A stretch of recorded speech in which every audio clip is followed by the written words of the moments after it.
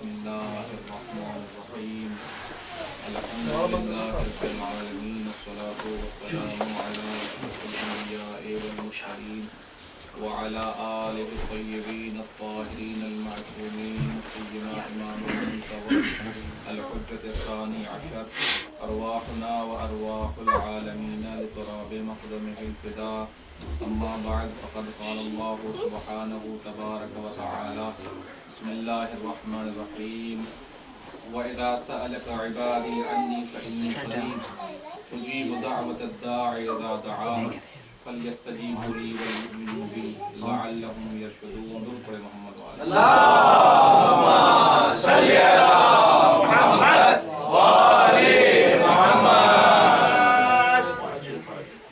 پروردگار عالم سے دعا ہے کہ اس مجلس کو اپنی بارگاہ میں مقبول فرمائے اور امام حسین علیہ السلام کی نظر کرم میں صفت نازل فرمائے اور اس پر شہزاد کو ہمیشہ کے لیے قائم دائم فرمائے.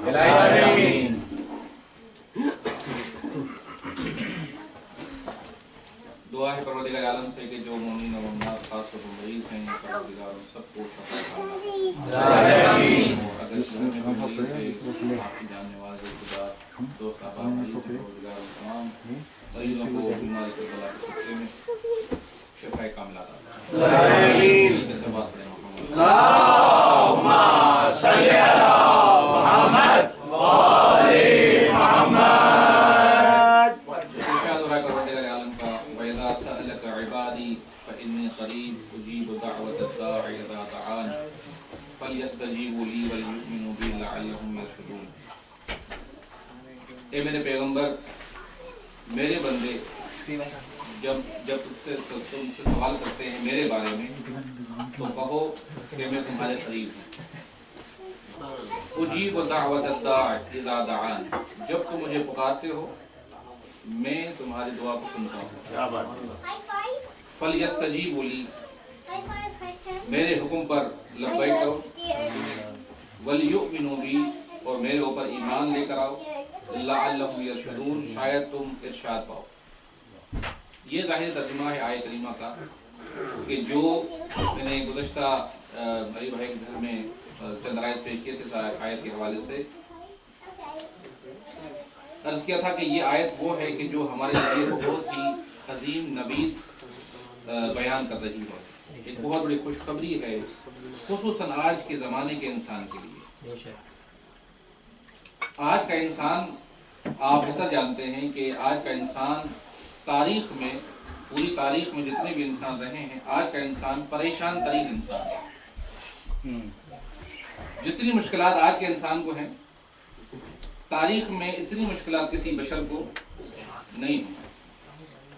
اب اس کی وجوہات کیا ہیں اس کے اسباب کیا ہیں وہ آپ بہتر جانتے ہیں کہ انسان کی جتنی ضرورتیں بڑھتی ہیں انسان کی پریشانیاں بھی اتنی بڑھتی ہیں. جتنی ضرورتیں کم ہوں انسان کی پریشانیاں بھی انسان کی کم ہوتی. گزشتہ ادوار میں جو مسلمان تھے انسان تھے ان کی ضرورتیں کم تھیں ان کی حاجتیں کم تھیں لہذا مشکلات بھی کم تھیں. اور جتنی ضرورتیں بڑھ رہی ہیں جتنا اضافہ ہوتا جا رہا ہے ضروریات کے اندر انسان کی پریشانیوں میں بھی اضافہ ہوتا ہے. تو اس چیز کو اگر ہم سامنے رکھیں تو پھر اندازہ ہوتا ہے انسان کو کہ اگر انسان دنیا کے اندر اللہ تعالیٰ اس کو کم ضروریات اس کے لیے قرار دے تو وہ انسان کے لیے بہتر ہے. انسان کے لیے وہ بہتر ہے جتنی کم ضروریات ہو انسان کی. جتنی ضروریات بڑھیں گی اتنی خود ہی کے لیے پریشانیاں میں اضافہ ہوگا. بہرحال جو بھی ہے حقیقت یہی ہے کہ انسان کی پریشانیاں اس زمانے کے اندر بہت زیادہ ہیں. لہٰذا پروردگار عالم نے اس کے لیے ایک عظیم اہتمام فرمایا ہے ایک عظیم راستہ بتایا ہے کہ انسان چاہے کتنی بھی مشکلات میں گرفتار ہو اگر وہ اپنا تعلق پروردگار سے قائم رکھے تو وہی مشکلات جو اس کے لیے مشکلات ہیں وہ مشکلات رہ کر اس کے لیے آسانیاں بن جائیں. لیکن ضرورت اس چیز کی ہے کہ انسان کا تعلق پروردگار سے ہو رابطے میں رہے پروردگار سے. اور ایسا رابطہ انسان کو چاہیے کہ جو مسلسل جیسے میں نے عرض کیا تھا مسلسل انسان کو ایک رابطے کی ضرورت ہے پروردگار سے کیونکہ پریشانیاں مسلسل ہیں انسان کے لیے. 24 घंटे के अंदर आप देखें कि इंसान अगर घर में आता है सुकून पाने के लिए, लेकिन वो परेशानियां पीछा नहीं छोड़ती। घर में भी आने के बाद वो परेशानियां रहती हैं, यहाँ तक कि नींद नहीं आती, डिप्रेशन का मरीज हो जाता है। ये टेबलेट कब पैदा हुई है? अभी पैदा हुई है नींद की, पहले नहीं थी। इसका मतलब है कि परेशानियां इंसान को घर में भी नहीं छोड़ती। तो जब मुसलसल इंसान के साथ परेशानियां पीछे रहती हैं तो फिर एक एहतमाम ऐसा होना चाहिए कि जो उसका इलाज हो, उसके लिए एक राह हल हो। अर्ज किया था कि परवरदिगार आलम ने दुआ को एक बेहतरीन जरिया करार दिया। हदीस में आया है कि मासूम फरमाते हैं कि दुआ बलाओं के लिए सिपर की हैसियत रखती है। दुआ सिपर की हैसियत है। बला आती है, अगर इंसान के पास दुआ के सिपर है तो वो बला और मुश्किल उसको परेशान नहीं करती। और मैंने अर्ज किया था आपकी बारगाह में कि आए मौसुमीन अलैहिस्सलाम और अंबिया अलैहिस्सलाम जितने भी अल्लाह के बरगुज़ीदा अफराद हैं, आप तारीख में पढ़ के देखें, किसी को सुकून महसूस नहीं, दुनिया के अंदर सुकून नहीं है सवाए चंद के। जनाबे सुलेमान को तख्ते हुकूमत मिला परवरदिगार की तरफ से, वो भी मसला थी परवरदिगार की। लेकिन तकरीबन जितने भी अल्लाह के बरगुज़ीदा अफराद हैं वो सब मुश्किलात में रहे। किसी ने सुख नहीं पाया दुनिया के अंदर, लेकिन उन तमाम मुश्किलात के बावजूद अगर कोई चीज उनके लिए एक सहारा थी तो वो परवरदिगार से राबता। क्या बात है। और मोहम्मद वाले मोहम्मद बुलंदतर सलावत। अल्लाहुम्मा सल्ली अला मुहम्मद वाले मोहम्मद। ये फकत उनके लिए मखसूस नहीं है, ये तमाम इंसानों के लिए अल्लाह ने करार दिया। ये तो अफराद हमारे लिए नमूना थे, फकत उनकी जिंदगी हमारे नमूने अमल है। यानी हमारे ऊपर अगर मुश्किलात आ रही हैं तो उनसे ज्यादा नहीं है, अगर हम परेशान हैं तो उनसे ज्यादा परेशान नहीं है दुनिया के मामलात के हवाले से। उनके ऊपर बहुत ज्यादा सख्तियां आई हैं, लेकिन हमेशा तमाम सख्तियों के बावजूद सुकून की कैफियत उनके अंदर पाई जाती थी। पैगंबर सल्लल्लाहु अलैहि वसल्लम के लिए अल्लाहुम्मा सल्ली अला मुहम्मद वाले मुहम्मद। हदीस में मिलता है कि पैगंबर फरमाते हैं कुर्रतु ऐनी फिस सलात, मेरी आंखों की ठंडक नमाज है। कुर्रतु ऐनी फिस सलात, आंखों की ठंडक मेरी नमाज में। और रिवायत में मिलता है कि जब रसूल खुदा परेशान होते थे मामलात की वजह से तो पैगंबर नमाज की तरफ रुजू करते थे, नमाज में आते थे और नमाज पढ़कर अल्लाह के साथ राबता कायम करके उन मुश्किलात से छुटकारा हासिल करते थे।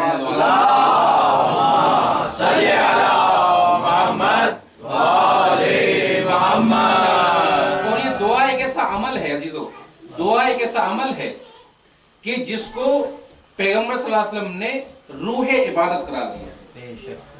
दुआ मुख्खुल इबादत, दुआ मग़ज़ है इबादत। अगर कोई इंसान अल्लाह की बारगाह में इबादत कर, नमाज पढ़े, कुरान की तिलावत करे, कोई काम अच्छा करे और उसके बाद दुआ न करे तो गोया उसने वो इबादत बगैर रूह के अंजाम दी। और ये हदीस में मिलता है कि अगर कोई शख्स वुजू करता है, वुजू के बाद नमाज पढ़ता है और नमाज पढ़ने के बाद दुआ नहीं करता परवरदिगार से तो फरिश्ते वो नमाज उसके मुंह पे मार देते हैं।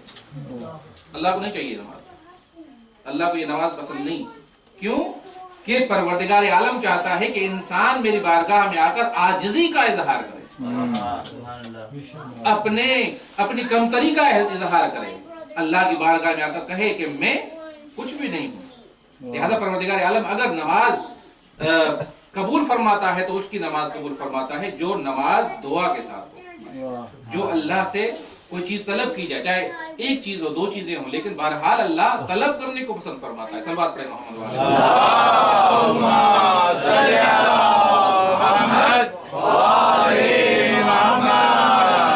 आमतौर पर हमारे जहनों के अंदर ये कॉन्सेप्ट पाया जाता है, तस्वर पाया जाता है कि जब इंसान को जरूरत होती है तो फिर अल्लाह की बारगाह में, अहले बैत की बारगाह में हाजिर होता है। और आता ही इसलिए है कि हम आए तो कुछ मिलेगा, ये आम तस्वर है हमारे।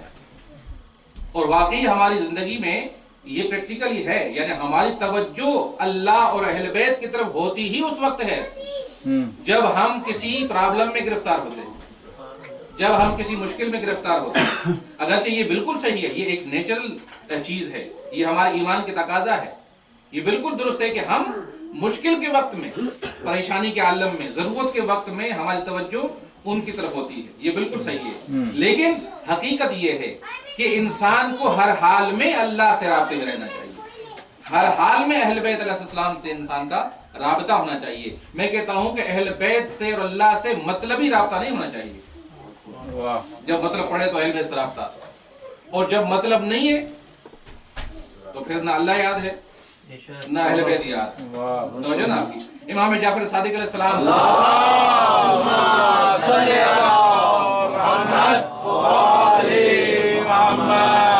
منکر خدا کو سمجھانے کے لیے امام فرماتے ہیں، کیا کبھی تم دریا میں تم نے سفر کیا ہے کشتی میں؟ سبحان اللہ۔ عرض کیا کہ ہاں سفر کیا ہے۔ سبحان اللہ۔ کیا کبھی ایسا موقع آیا کہ طوفان آیا ہو سمندر میں؟ ہاں آیا تھا، پھر تمہاری کشتی ٹوٹ گئی ہو، ٹوٹنے کے بعد تم ایک تختے پر اپنے آپ کو جو ہے وہ سہارا دے کر بچا رہے ہو؟ کہا کہ ہاں یہ بھی ہوا ہے۔ امام ظاہر جانتے تھے کہ یہ واقعہ اس کے ساتھ ہوا ہے، اسی کو امام سہارا بنا کر پروردگار کا وجود اور اللہ کے ساتھ ربط، انسان کا جو طبیعی ربط ہے، جو فطری ربط ہے اللہ کے ساتھ، وہ امام اس کے سامنے کھولنا چاہتے ہیں کہ کبھی ہوا یہ صورتحال کے تختے پر ہو تم اور کوئی تمہاری مدد کرنے والا نہیں؟ کہا کہ ہاں ہوا ہے۔ کہا کہ اس وقت جب کوئی مدد کرنے والا نہیں، کوئی نجات کا ذریعہ نہیں ہے، کیا تمہارے دل کے اندر کوئی ایسی توجہ پیدا ہوئی ہے کہ ہاں کوئی ہے جو مجھے نجات دے سکتا ہے، کوئی ہے جو مجھے نجات دے سکتا ہے؟ کسی ذات کی طرف توجہ گئی ہے تمہاری؟ کہا کہ ہاں اسی طرح سے ہوا ہے۔ کہا کہ وہی خدا ہے جس کی طرف تیری توجہ جاتی ہے۔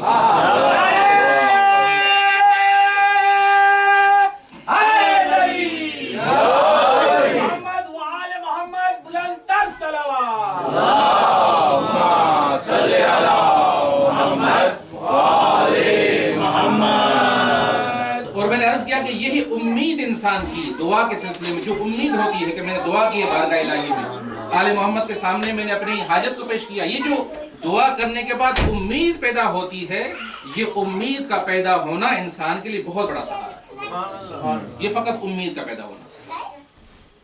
انسان بہت ہم نے دیکھے کہ جن کی بیماری نا امیدی تھی، یاس پیدا جب ہو جائے انسان کے اندر تو وہ دنیا کے اندر کامیاب نہیں ہو سکتا، وہ دنیا میں آگے قدم نہیں بڑھا سکتا۔ کامیابی کے لیے امید ضروری ہے، اور یہ امید انسان کو دعا سے ملتی ہے، اللہ سے رابطہ پیدا کرنے کی صورت ملتی ہے، اہل بیت کی بارگاہ میں آنے سے ملتی ہے۔ کم از کم دعا مانگنے کی اگر یہ تاثیر ہوتی کہ انسان دعا مانگنے کے بعد پر امید ہوتا ہے تو یہی بہت ہے دعا کی استجابت، یہی بہت زیادہ۔ لہٰذا نا امیدی کو پروردگار عالم نے گناہ کبیرہ میں سے شمار کیا ہے۔ صلوات کریں محمد والے۔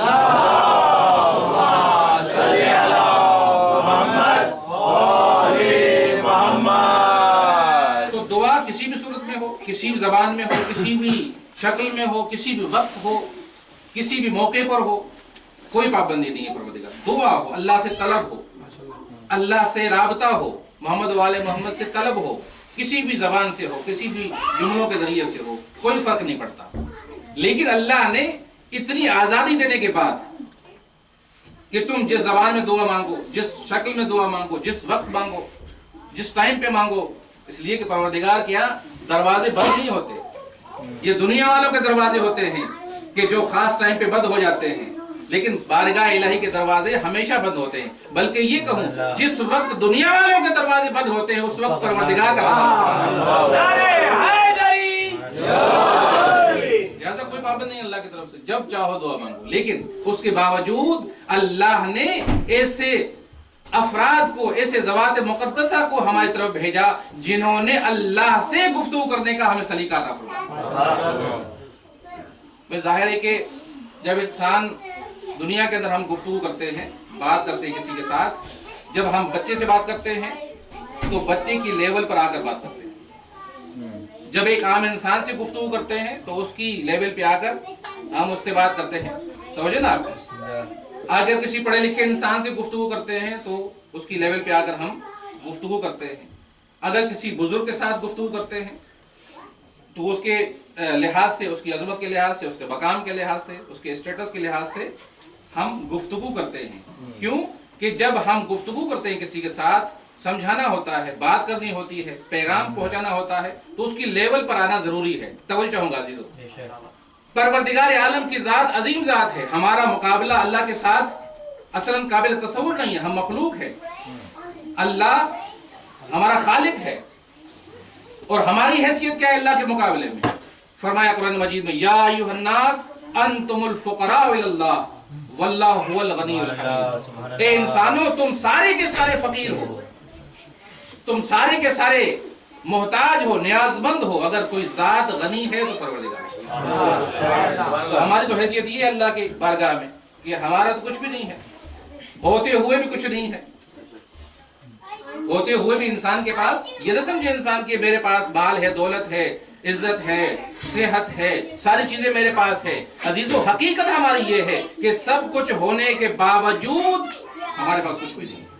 और जो इंसान, तो चाहूंगा, जो इंसान अपने पास कुछ न होते हुए ये एहसास करे कि मेरे पास कुछ भी नहीं है, मेरी कोई हैसियत ही नहीं है अल्लाह की बारगाह के मुकाबले में, वो भी अपनी जगह पर अच्छा एहसास है। लेकिन अगर कोई इंसान सब कुछ रखने के बाद अल्लाह की बारगाह में अपने आप को कुछ भी न समझे, कोई हैसियत न दे, तो वो इंसान परवरदिगार पसंद है, जो सब कुछ रखने के बावजूद कह रहा है कि नहीं परवरदिगार मैं तो कुछ नहीं, तू सब कुछ है। तो जनाब, तो लिहाजा इंसान की हैसियत ये है। तो ये इंसान जिसकी कोई हैसियत ही नहीं परवरदिगार की बारगाह में, जब अल्लाह से कलाम करेगा, तो चाहूंगा, जब अल्लाह से गुफ्तगू करेगा, जब अल्लाह से अपनी बात पेश करेगा, तो उसको कहां से सलीका आ गया कि अल्लाह से किस तरह से बात करे, अल्लाह से कैसे गुफ्तगू। लिहाजा परवरदिगार आलम ने ऐसी ज़वात मुक़द्दसा को हमारे दरमियान भेजा कि जब वो अल्लाह से बात करते हैं तो अल्लाह की अजमत के मुताबिक बात करते हैं, अल्लाह की अजमत के मुकाबले मुताबिक बात करते हैं। और वो हमें सिखाते हैं जब तुम अल्लाह की बारगाह में जाओ तो अपने आप को पेश करो, लेकिन ज़बान हमारी इस्तेमाल करो। बारगाह ज़बान हमारी हो तो फिर तुम्हारी दुआ को एक मंजिलत मिलेगी, एक कद्र मिलेगी। लिहाजा आइम मसूमीन की दुआएं जो हम तक पहुंची हैं निहायत ही अजीमुशान दुआएं हैं, निहायत ही अजीमुशान दुआएं हैं। और बाज़ उलमा ने फरमाया है कि वो मतालिब और वो मारिफ जो आइम्मा ने अहादीस में बयान किए हैं, अहादीस में जो बयान किए हैं, उनसे बेहतर मतालिब दुआओं के अंदर बयान फरमाए, उनसे आली तरीन मतालिब को इमाम ने मारिफ को दुआओं के अंदर बयान फरमाया। वजह क्या है? वजह मैंने आपके सामने अर्ज की कि हदीस का मुखातब, जब इमाम हदीस फरमाते हैं तो इमाम का मुखातब इंसान है, आम इंसान है, लेकिन दुआ जब करते हैं तो उनका मुखातब परवरदिगार आलम है। लिहाजा जब इंसान से गुफ्तगू करते हैं तो उनकी लेवल के लिहाज से, उनकी समझ के लिहाज से, उनके स्टेटस के लिहाज से, जब अल्लाह से गुफ्तगू करते हैं तो अल्लाह के मकाम को मद्देनजर रखते हैं। सल्लल्लाहु अलैहि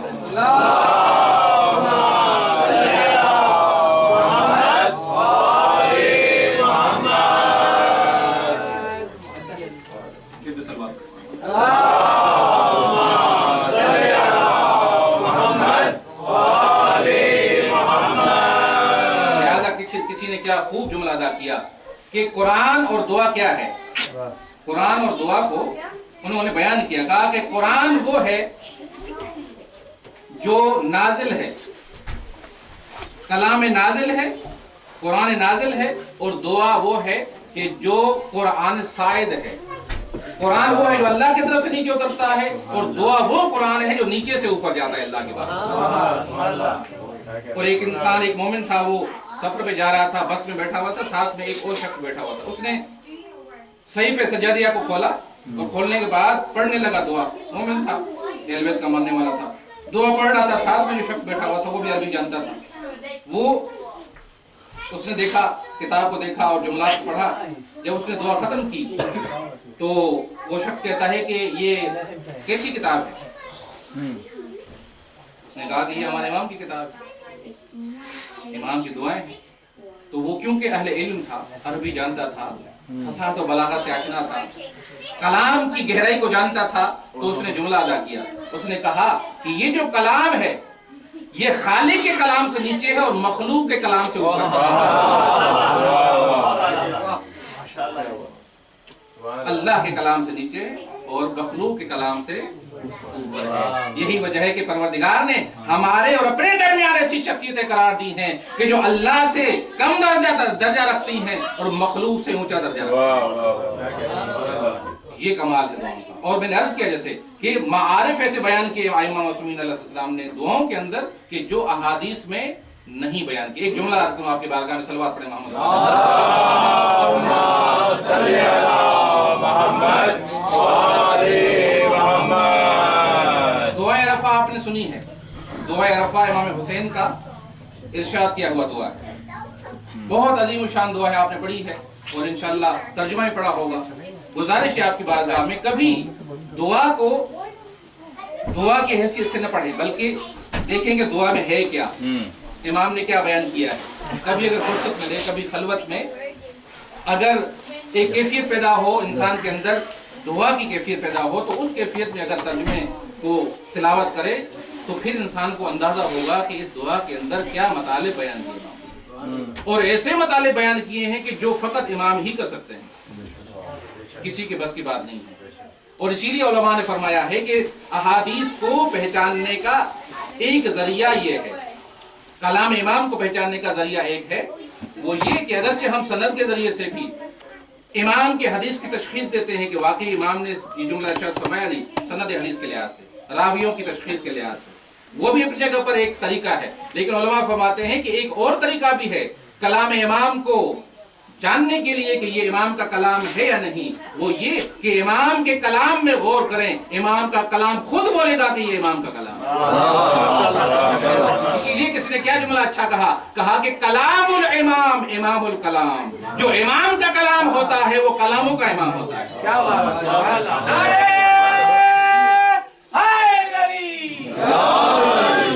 کلام الامام امام الکلام، امام کا کلام کلاموں کا امام ہوتا ہے. لہذا دعائے عرفہ کے اندر واقعی ایسے جملے آپ پڑھتے ہیں، انسان کو جب غور کرتا ہے تو محسوس ہوتا ہے کہ یہ فقط امام کہہ سکتے ہیں، کسی انسان کے بس میں نہیں ہے.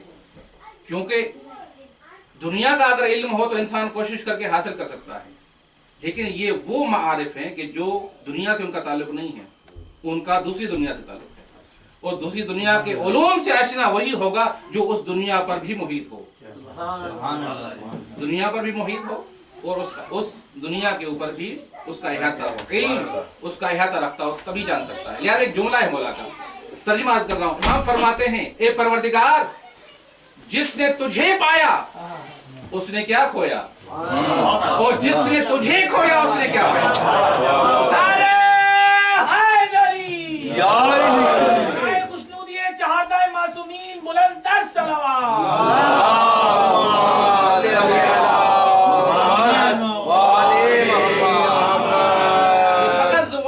کہہ سکتی ہے کہ جو پروردگار عالم کی صحیح معرفت رکھتی ہو اور دنیا کی پستی اس کی نظر میں ہو، وہی کہہ سکتا ہے کہ جس نے تجھے پایا اس نے کیا کھویا، جس نے تجھے کھویا اس نے کیا پایا. تو میں یہاں پہ عرض کروں گا مولا کے اس جملے پر اپنی طرف سے کہ امام حسین، جس نے آپ کو پایا اس نے کیا کھویا، جس نے حسین کو کھویا اس نے کیا پایا. حقیقت یہی ہے کہ یہ ربط ہے جو اہل بیت کے ساتھ دعا کے ذریعے سے ہو سکتا ہے، اور بہترین انداز بارگاہ الہی میں حاضر ہونے کا یہی ہے کہ ائمہ کی دعاؤں کا سہارا لیا جائے. اور آپ دیکھیں ایک ہمارے ایک دوست تھے جو تاجکستان کے تھے، کو میں پڑھتے تھے، سنی تھے، شیعہ ہوئے، تو وہ مجھے کہتے تھے کہ سید آپ کے پاس، یعنی شیعوں کے پاس، یعنی وہ بھی شیعہ ہو گیا تھا، کہتا ہے کہ ہمارے پاس دعاؤں کا اتنا عظیم ذخیرہ ہے کہ دنیا میں کسی اور مکتب کے پاس اتنی دعاؤں کا ذخیرہ نہیں. جس موضوع کے بارے میں آپ کو دعا چاہیے، جس مطلب کے لیے آپ کو دعا چاہیے، وہ اویلیبل ہے. ائمہ کی دعاؤں کا ذخیرہ اتنا وسیع ہے کہ ہر موضوع کے بارے میں کئی دعائیں آپ کو مل سکتی ہیں. اگر بیمار ہیں تو اس کے لیے یہ دعا ہے، اگر حاجت مند ہے تو یہ دعا ہے، اگر مقروض ہے تو اس کے لیے یہ دعا ہے، اگر پریشان ہے تو اس کے لیے یہ دعا ہے. ہزاروں دعائیں ہمارے پاس موجود ہیں. لیکن ہمارے مومنین اور ہمارے شیعہ اس پہلو سے غافل ہیں. اور اگر ائمہ کی عظمت کو جاننے کے لیے دعاؤں سے امام کی عظمت کو پہچانا جائے تو امام کی معرفت حقیقی طور پر دعاؤں کے ذریعے سے ایسی حاصل ہو سکتی ہے کہ جو کوئی کسی اور ذریعے سے امام کی معرفت حاصل نہیں ہو سکتی. لہٰذا جہاں ہماری ضرورت ہے دعا، وہاں معارف کا ذخیرہ بھی ہے. لہٰذا ان کو اگنور نہیں کرنا چاہیے. صلوات پڑھیں محمد والے.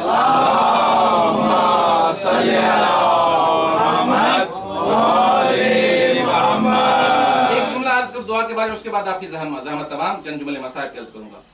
एक जो दुआ के मामले में हमारे जहन में मुमकिन सवाल हो कि जब अल्लाह ने फरमाया कि तुम मुझसे दुआ करो, मैं तुम्हारी दुआ सुनता हूँ, और अल्लाह दुआ को सुनता भी है, और अल्लाह उस दुआ को मुस्तजाब करने की कुदरत भी रखता है।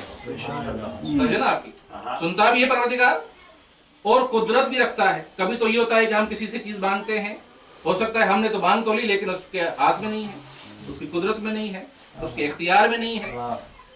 हो सकता है इख्तियार हो लेकिन कोई माने हो, रुकावट हो, देने का इख्तियार है लेकिन कोई रुकावट आ जाए जिस वजह से हमें वो नहीं दे रहा। लेकिन अल्लाह की जात के बारे में तो हम तस्वीर नहीं कर सकते कि अल्लाह को अगर कोई रोके देने से तो अल्लाह रुक जाए, नामुमकिन है। अल्लाह वो जात है कि जो किसी के रुकने से किसी काम को नहीं रोकता, और अल्लाह की कुदरत भी ऐसी है कि अल्लाह की कुदरत की कोई इंतहा नहीं है। अगर पूरी कायनात जितना एक बशर को अता कर दे तो फिर भी अल्लाह के खजानों में कोई कमी नहीं आएगी, अल्लाह की देन में कोई कमी नहीं आएगी। जब अल्लाह कुदरत भी रखता है, अल्लाह के पास खजाने भी इतने हैं, और कहता है कि मैं सुनता हूं तुम्हारी दुआ को, लेकिन हम देखते हैं कि हमारी दुआ मुस्तजाब नहीं होती, हमारी दुआ कबूल नहीं होती। उसकी क्या वजह है, उसके क्या असबाब हैं? एक सबब तो इस आयत के अंदर इमाम पैगंबर परवरदिगार ने खुद बयान फरमाया, वो अर्ज करूंगा कि जो सबब परवरदिगार आलम ने इस आयत के अंदर बयान फरमाया। दूसरा सबब जो है वो ये कि जो एक आम फहम सबब है वो ये कि मसलहते परवरदिगार का तकाजा होता है कि या इस दुआ को मुस्तजाब न किया जाए या इस दुआ को देर से मुस्तजाब किया जाए। दो सबब हो सकते हैं, मैं या तो मुस्तजाब ही दो या देर से मुस्तजाब हो। उसकी वजह क्या है? अगर मुस्तजाब न होने का अल्लाह का इरादा है तो हो सकता है कि ये दुआ जो बंदा मांग रहा है, इस दुआ के जरिए से मुमकिन है इसको ऐसा नुकसान हो जिसके बारे में इसको इल्म नहीं इल्म है। गारे के इंसान का इल्म कितना है, क्या जानता है इंसान? कितना भी इल्म इंसान के पास आ जाए फिर भी उसकी जबान पे यही आएगा कि मैं नहीं जानता। भाई आइंस्टाइन के बारे में तो ये कहा जाता है ना कि आइंस्टाइन से जब पूछा गया कि तुम कितना इल्म रखते हो, कितना जानते हो, कहता है कि मैं इतना जानता हूं कि मुझे इल्म नहीं है। मैं जानता हूं कि मैं कुछ नहीं जानता। ठीक है, तो इंसान के इल्म की क्या इंतहा, कितना इंसान के पास इल्म आएगा। लिहाजा इंसान अगर समझता है कि मैंने जो परवरदिगार से दुआ की है ये मेरे लिए बेहतर है, हो सकता है वो उसके लिए बेहतर न हो। एक वाक़या अर्ज़ करूं आपकी बारगाह में, पैगंबर की बारगाह में शख्स आता है जो मुसलसल पैगंबर के साथ रहता था, नमाज में शरीक होता था।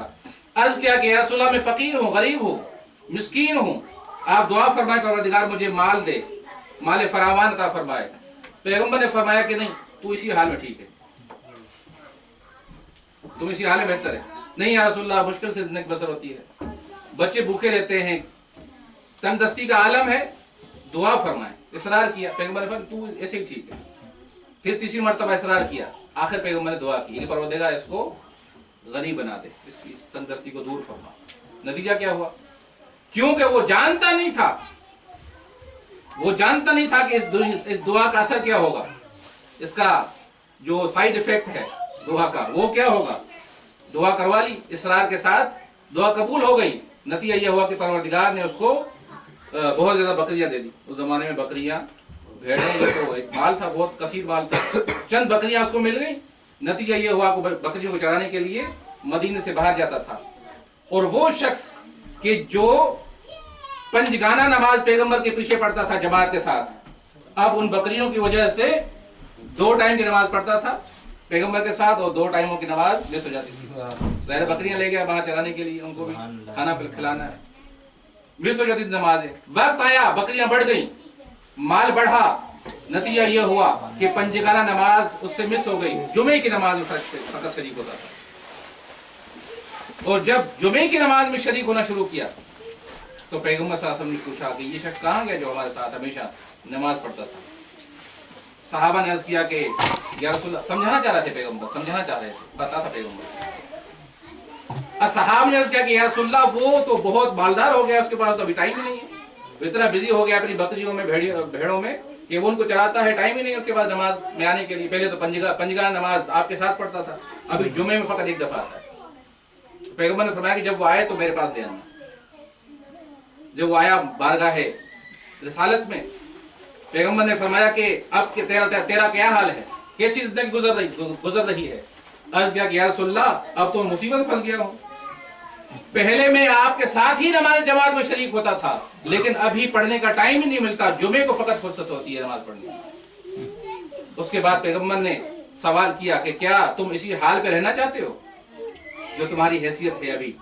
कहा कि या रसूलल्लाह मैं तंग आ गया हूँ दुनिया से, आप अल्लाह से दुआ करें कि ये माल मुझसे ले ले ताकि आपकी जमात मुझे नसीब हो जाए।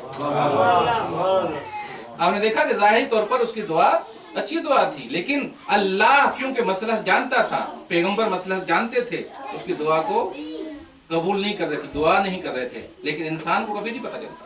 कभी ये चीज होती है कि मसलहत का तकाजा है, जो इंसान के लिए फायदेमंद है वो अल्लाह ताला मद्देनजर रखता है। एक मरतबा इमाम हसन मुश्तबा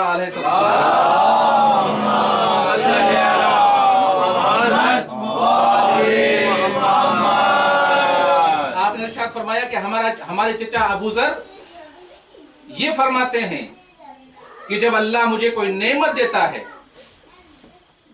और जब अल्लाह मुझे कोई मुश्किल और परेशानी देता है तो मैं परेशानी में ज्यादा खुश होता हूँ, नेमत में खुशी मुझे नहीं होती, इसलिए कि परेशानी में ज्यादा मिलती है।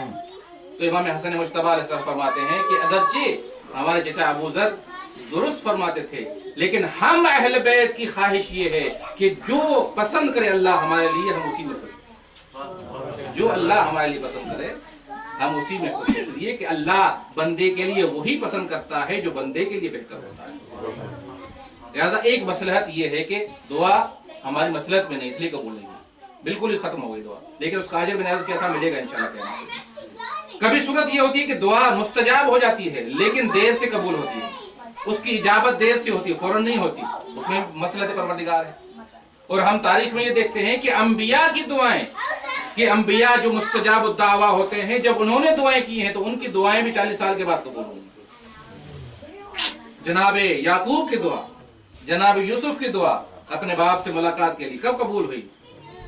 काफी सालों के बाद, एक जमाने के बाद परवरदिगार आलम ने दुआ को मुस्तजाब किया। ये भी मसलहत परवरदिगार है कि कब दुआ को किस टाइम पे मोरद इस्तजाबत करार दे। लिहाजा हमें दुआ करते हुए घबराने की जरूरत नहीं है, हम दुआ करें अल्लाह की बारगाह में, दुआ को इबादत समझते, दुआ को उम्मीद लाने की खातिर, दुआ को राबता पैदा करने के लिए, ताकि हमारा लिंक पैदा हो अहल-ए-बैत से, अल्लाह से हमारा राबता पैदा हो। इस नीयत से इंसान दुआ करे, उसके बाद छोड़ दे परवरदिगार कि परवरदिगार जो तू मेरे लिए फैसला करता है वही मेरे लिए बेहतर है। सलवात पढ़े मोहम्मद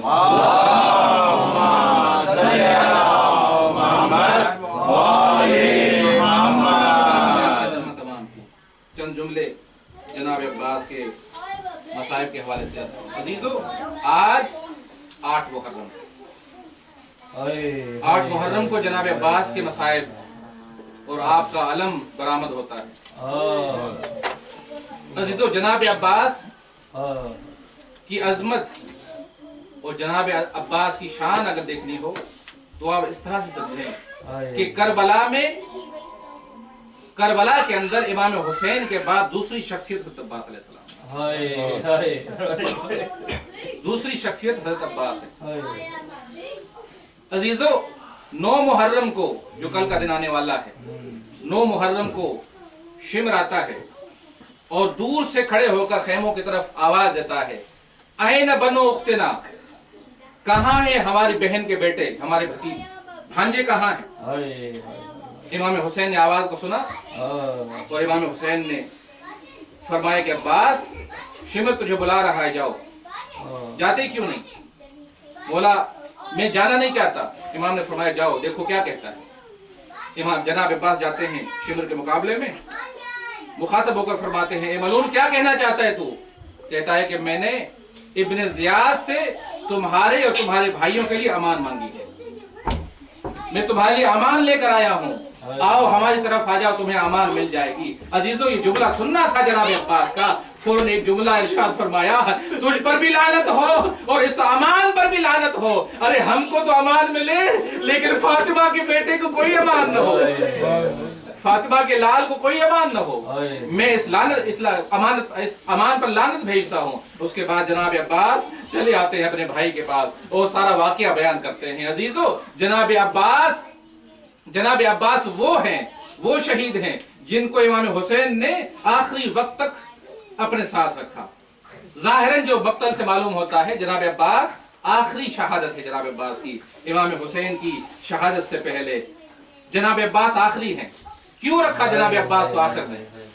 हज़रत अब्बास की शहादत को आखिर में क्यों रखा? इमाम जानते थे कि अब्बास वो हैं जो बीबियों की ढारस है, बीबियों का सहारा है। अगर अकबर जाएंगे शहीद हो जाएंगे, बीबियों में घबराहट पैदा नहीं होगी। कासिम जाएंगे अगर शहीद हो जाएंगे तो बीबियों को कोई परेशानी नहीं होगी, समझेगी कि अब्बास जिंदा है, हमारे लिए अभी कोई मुसीबत नहीं आ सकती। तमाम असहाब शहीद भी हो जाएंगे लेकिन अगर अब्बास रहे तो उनके दिल को ढारस रहेगी, उनको सहारा रहेगा। लिहाजा अब्बास को अपने साथ रखा। जब अब्बास ने इजाजत मांगी मैदान में जाने की, मैं तफसील अर्ज करूंगा इंशाअल्लाह। जब अब्बास ने इजाजत मांगी, जब मौला अब्बास तैयार होकर जा रहे हैं तो मक्तल वालों ने लिखा है, कोई भी शहीद जनाब अब्बास के अलावा जितने भी शहीद गए, कोई बीबी खेमों से बाहर नहीं आई। जब अब्बास जाने लगे सारी बीबियां खेमों से बाहर आ गई। वाह अब्बास, वाह अब्बास कहकर कह रही है, ए अब्बास हमें छोड़ के मत जाओ, तुम ही तो हमारा सहारा हो, तुम ही तो हमारी ढारस हो। अज़ादारो, मौला अली जब 21 की शब को इस दुनिया से रुखसत हो रहे थे, मौला ने वसीयतें की, अपने बच्चों को वसीयतें की। वसीयतें करते करते ज़ौफ़ की सबब से मौला बेहोश हो जाते हैं। जब मौला को होश आया तो मौला ने क्या देखा? उम्मुल बनीन एक कोने में रो रही है, उम्मुल बनीन गिरिया कर रही है। मौला ने बुलाया उम्मुल बनीन को, ए उम्मुल बनीन क्यों गिरिया कर रही हो, रोने की वजह क्या है? जनाब उम्मुल बनीन ने हाथ बांध कर अर्ज किया, मौला मैंने देखा कि आप तमाम बनी हाशिम के हाथों को लेकर हसन के हाथ पे रखा, लेकिन अब्बास के हाथ को हसन के हाथ पे नहीं रखा। मौला ने फरमाया, ए उम्मुल बनीन जो मैं जानता हूँ तू वो नहीं जानती, तुम्हें घबराने की जरूरत नहीं है, मैंने अब्बास का भी एहतमाम किया है। थोड़ी देर के बाद कहा, इमाम ने फरमाया, मेरा हुसैन कहाँ है, जरा मेरे हुसैन को आगे लाओ। इमाम हुसैन तशरीफ लाते हैं, मौला के करीब आए। मौला ने क्या किया? जनाब अब्बास के हाथ को पकड़ा और हुसैन के हाथ में दिया, और हाथ में रखने के बाद एक जुमला इरशाद फरमाया मौला ने, ए अब्बास ये बात याद रखना, हुसैन तेरे आका है और तुम उसके गुलाम हो। हुसैन तुम्हारे आका है और तुम उसके गुलाम हो, ये बात भूलना नहीं। अज़ादारो, इमाम जनाब अब्बास को इमाम हुसैन के हवाले किया। अज़ादारो, शहजादी ज़ैनब ये जानती थी कि बाबा ने मेरे भाई अब्बास को हमारे लिए बनाया, हमारे लिए तैयार किया है। जब आशूर का दिन आया, जनाब अब्बास जा रहे हैं, सारी बीवियां बाहर निकल के आ गई और मातम शुरू कर दिया, क्योंकि वो जानती थी जो गया वो वापस पलट के नहीं आया। अज़ादारो, जनाब अब्बास की शहादत हो जाती है। बस आखिरी जुमला पढ़ूंगा, उसके बाद आपकी ज़हमत तमाम। अज़ादारो, आयतुल्लाह बहरुलूम बहुत बड़े आलिम गुजरे हैं। उनके जमाने के अंदर जनाब अब्बास की कब्र एक गोशे से खराब हो गई, तो उनको तैयार करना चाह रहे थे, उसको बनाना चाह रहे थे। जनाब महदी बहरुलूम ने एक मिस्त्री को लिया और कहा कि फला टाइम पे आना, अब्बास की कब्र की तामीर करनी है। जब वो टाइम आया, जनाब बहरुलूम सबसे पहले सरदार में पहुंचते हैं, उसके बाद ये मिस्त्री आता है। जब मिस्त्री अंदर दाखिल हुआ, जनाब बहरुलूम ने उसको वो काम बताया। जब वो काम बता चुके तो मिस्त्री ने कहा कि भला अगर आपकी इजाजत हो तो मैं आपसे एक सवाल करूं। कहा कि हाँ बताओ क्या सवाल है। मिस्त्री ने कहा कि आका, हमने सारी जिंदगी ये सुना है कि अब्बास इतने कदावर थे कि जब घोड़े पर बैठते थे तो अब्बास के जानू घोड़े के कानों के बराबर होते थे, लेकिन मैं देखता हूँ कि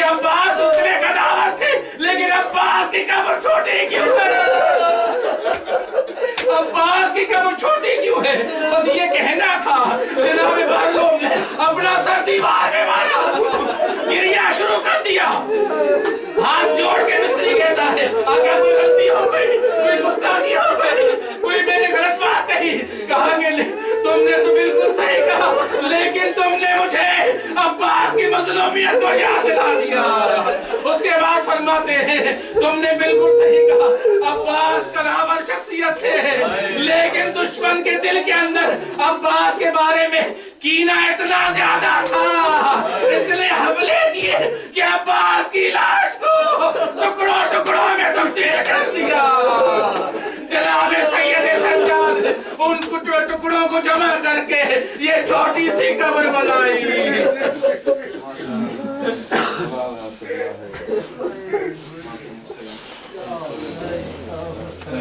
اونچا رہے اپنا علم، اونچا رہے اپنا علم، اونچا رہے اپنا علم، اونچا رہے اپنا علم، اونچا رہے اپنا علم، اونچا رہے اپنا علم، اونچا رہے اپنا علم، اونچا رہے اپنا علم، اونچا رہے اپنا علم، جب تک ہے دور آسمان، جب تک ہے دور آسمان، سن لے یہ ہر پیر و جوان، سن لے